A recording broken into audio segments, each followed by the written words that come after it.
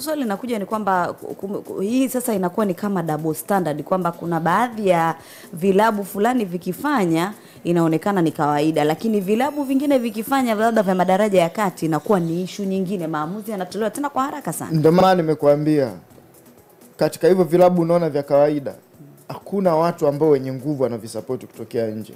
Kwa watu ambao wanaenda kuadhibu kwa kupitia katika hivyo vilabu vya kawaida, kanuni inafanya kazi. Katika vilabu ambavyo hivi vikubwa ambavyo wenye nguvu hawapo ndani, hivi vilabu unavyoviona hivi vikubwa hivi, kusingekuwa na nguvu kutoka nje, hawa watu ndani eti wanao wenye mabavu ni hawa tu, rais wa klabu, mwenyekiti sijini, vingekuwa vinaadhibiwa. Yani ingekuwa ni rahisi sana kudili nao. Lakini wanaotaka kutoa maamuzi wanajua kabisa, ninapodili na hivi vilabu si dili na mwenyekiti wa Simba, mwenyekiti wa Yanga, rais wa Yanga, rais wa Simba, si dili na hao, na dili na watu ambao wako nje hapo.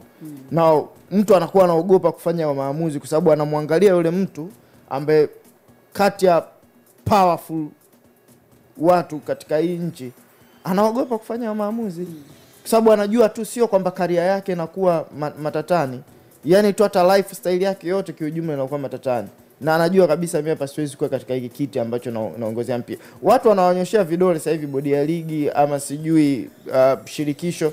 Mchukue mtu mwingine yeyote akakae katika kiti kile cha CEO ama mwenyekiti wa bodi ya ligi na rais afu mwambie afanye maamuzi dhidi ya hivyo vilabu, hawezi, kwa sababu anajua tu ni kwamba kuna watu ambao the most powerful watauliza maswali magumu, maswali ambayo tena kikanuni anajibika, lakini kiutawala ndo anashindwa kujibu, kwa nguvu anashindwa kujibu.